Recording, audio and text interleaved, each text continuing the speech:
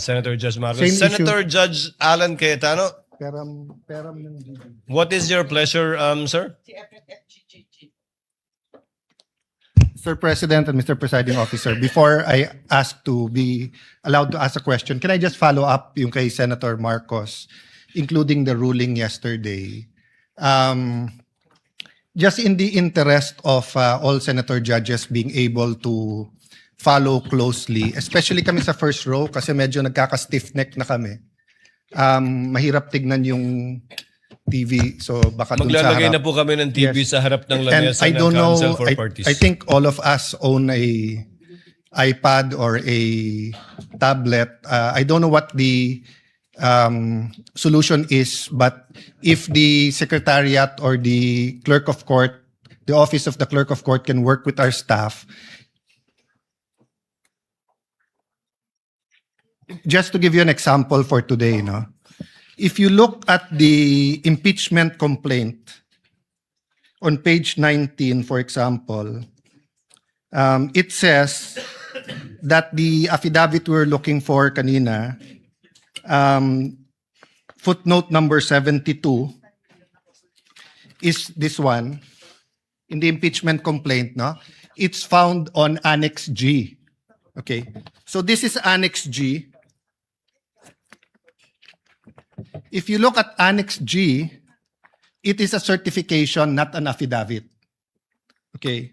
So where do you find the affidavit mentioned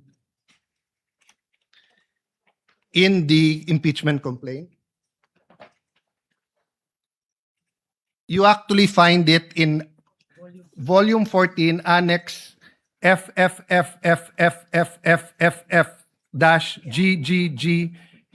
FFFFFFFF-GGGGGGGG. So before I can even That's not say dash, that, that's FFFFFFF to GGGGGG. yes. So even before we finish saying that, Your Honor, Mr. Presiding Judge, medyo mahirap. To further complicate, the annexes when delivered to us was labeled annexes. And then when it was pre-marked, iba na yung marking. That is correct. Okay. So to clarify, I'm not asking both the prosecution and defense to give us any documents in advance that will prejudice their presentation or the rebuttal. I do understand that it has to be offered, but to speed things up and to make sure we understand, in the same manner that they're asking the witness to examine it, maybe we can be given a copy to examine at the same time, whether digital or actual copy. I don't want to impose upon them to print 24 copies. But again, anyway, it's Wednesday. We have Thursday, Friday, Saturday, Sunday for our staff and the clerk of court to meet. I So think we already have a solution for you, Senator Judge Cayetano, as well as for Senator Judge Marcos. We will be furnishing the parties either via soft copy to your respective iPads or laptops, or we will enter their official emails as well. Kayo na po mag-print ng hard copy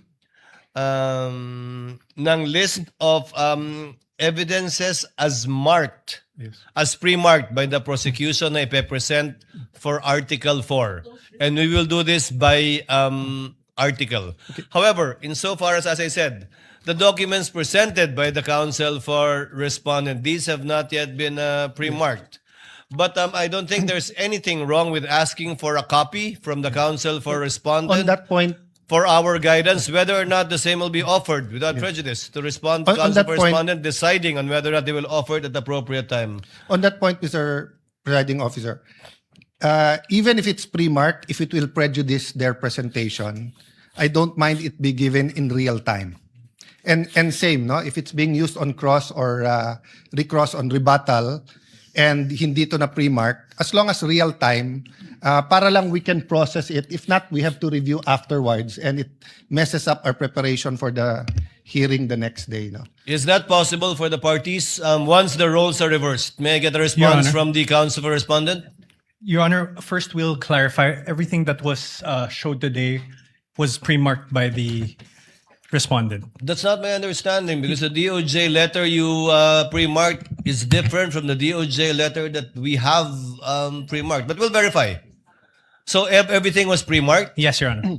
But you presented a document that was not pre-marked, either by the prosecution or the defense. Walang marking eh. I presented all that. So if it was pre-marked, it's our lookout. Then then there's no problem furnishing the senator judges with a copy of the same. We have no problem with that, Your Honor. Senator Judge Alan Cayetano's concern has no basis if it was all pre-marked. Apparently, it was our oversight. Yes. Counsel for the prosecutors, would that be possible Yes. to furnish it? I think what counsel for respondent did earlier helped us out a lot.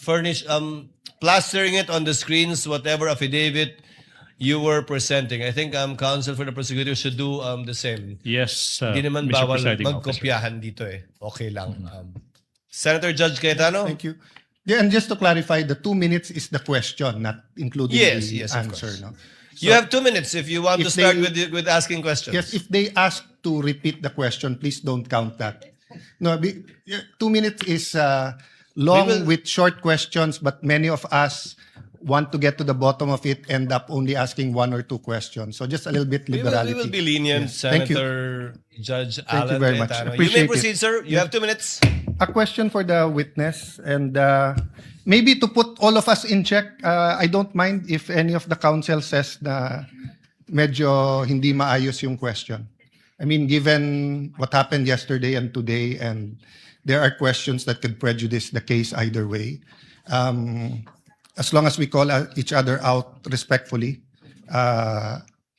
to the both counsels, you cannot correct a senator judge, but I don't mind if you think it prejudices. That's your duty to your client. Yes, sir. So this isn't the start of the 2 minutes yet. Sa magandang hapon, Mr. Witness. Good afternoon, Your Honor. Medyo mahaba na yung pag-upo mo dyan, but allow me a few questions. No? Yung circumstance lang, so paano nagsimula yung investigasyon na na-involve ka? Were you from the start o hindi? At written instructions ba to? O sinabi, oy, may investigasyon tayo. Just konting clarity, paano na-umpisa yung specific investigation? And was it based on the November 3 video? Tama ba? November 23, Your Honor. Okay. It all started, I received a phone call, sir, from my executive officer that there is a video wherein there is a statement given by the Vice President, which is classified as threat, and I was tasked and assigned to investigate the case, sir. Okay. So basically, ganun yung pagkasabi na I'm tasking you to look at the video, investigate. Yes, Your Honor. Were you working alone or with a group? With a group, Your Honor. NBI group. Yes, Your Honor. And was this is there an interagency also or just purely NBI? Don't have personal knowledge. Maybe our chief, sir, has the Okay. knowledge on that, sir. Yes. No, that's all I asked for naman, yung personal knowledge. Yes, Your Honor. So pakiulit mo yung sinabing, how exactly sinabi sa'yo na tignan mo yung video, imbestigahan mo, or may statement? So, To be specific, sir, as far as I remember, may statement si Vice President regarding the November 23 press conference na kung saan may pagbabanta na naganap, Okay. pakiimbestigahan. pakiimbestigahan. So, ganun ka-general. May Yes po. pagbabantang naganap, pakiimbestigahan. Yes po. And you proceeded by watching the video. Yes, Your Honor. And when you watched the video, you got to the part na may pagbabanta. No, Your Honor, I first don't know which part of that. So you watched the whole video, of course. First, the clippings, Your Honor. Okay. Then, I look for the whole video, Your Honor. Then you watched the whole video. Yes, Your Honor. And thank you for your honesty. So after the clipping, tapos the whole video, what did you do next? You reported or you made your recommendations? I don't understand the process lang kasi. Upon identifying the whole video, I informed my executive officer that I identified the video, Your Honor.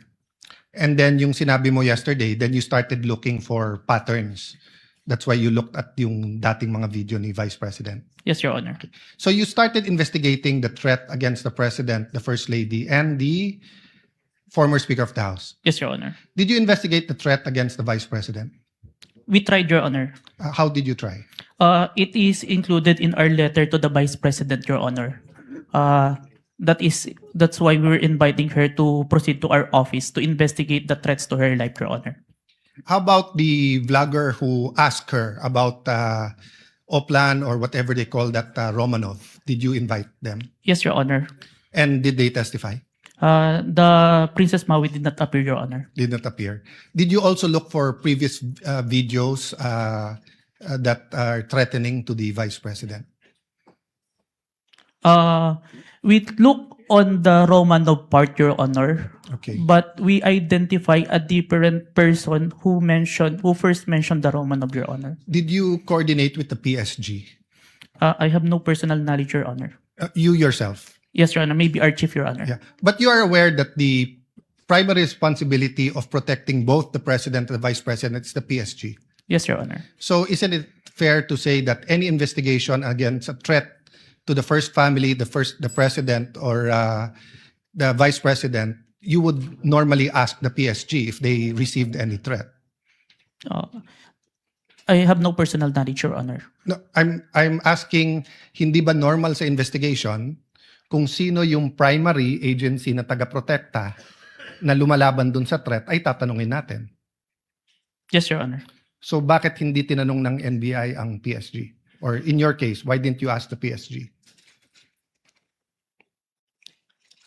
Maybe it can be answered by a chief, Your Honor. No, I'm not. I will ask your chief also. I'm asking you, when they said, look at this, you looked at other videos, you tried to get Princess Maui, you tried to get the vice president, but you didn't contact the PSG for the first lady, for the president, and for all you know, the PSG will tell you right there and there, the threat is real, or the PSG will say, politika lang yan.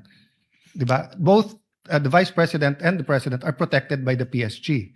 So why wasn't so nakalimutan lang or wala sa procedure nyo or Your Honor, there is already a statement from the National Security Council, Your Honor, that it is an active threat, Your Honor. That's why we start investigation. yes, and the primary group that will know if it's an active threat is the PSG. So if this was the United States, it will be the Secret Service. So whether the FBI or the CIA, state troopers, the federal marshals, kung sino man mag-iimbestiga, parati nilang tatanungin yung Secret Service. So I'm just curious why we did not ask the PSG input. Kindly wind up, Senator Cayetano. Senator Okay. Judge Cayetano. So my last question is, how did you characterize the threat of the Vice President to the President? Given that ang exact words niya, huwag kang mag-alala ma'am sa security ko kasi may kinausap na akong tao, sinabi ko sa kanya, kapag pinatay ako. So that I'll be fair to you and not vague, no? Did that phrase, kapag pinatay ako, have any bearing in your investigation? Yes, Your Honor. And what was that bearing or thoughts in your mind? First of all po, dun sa statement, may nakausap na po. It already took place before pa yung mangyari yung meeting. And nung Excuse me, condition, I'm not talking about yung may kinausap Opo. na para pumatay. Ang sinasabi ko yung sinabi niya na pag pinatay ako. yes, Your Honor. How did that affect your investigation? There is a condition na kapag pinatay siya. But as we can see, it's only applicable if there is only two parties. The statement make a loophole wherein a third party can use that na kapag namatay si BP, ma-execute ngayon yung statement ni BP na may nakausap na siya without the participation of the one mentioned, the President, the First Lady, and the Speaker of the House, Your Honor. That's fair. But what I'm saying is that in your reports, did you characterize it as a conditional threat? Kasi kung hindi naman siya pinatay, the logical implication is that there's no threat against the... So I'm not saying it's not illegal, immoral to contract a killer. I'm just trying to follow the logic na pag sinabi kong pakukulong kita, Mr. Witness, pag nagsinungaling ka under oath, then it's actually not a threat. It's a legal... I'm just telling you the law, di ba? Pero Yes, pag sinabi kong pag hindi ka sumunod sa akin, anuin kita. So that's my last question lang. So how did you characterize that? It wasn't a conditional in your mind because may kinausap na? Even with or without, sir, it's still considered a threat as long as the I person... have no doubt there. I'm just asking, is it a conditional threat?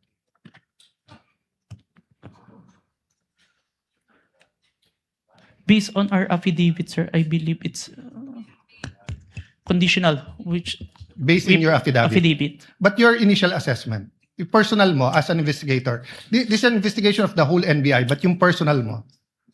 the threat is absolute, sir. Okay. Thank you, Mr. President. Thank you. Thank you, Senator Judge Cayetano. Yeah. We now proceed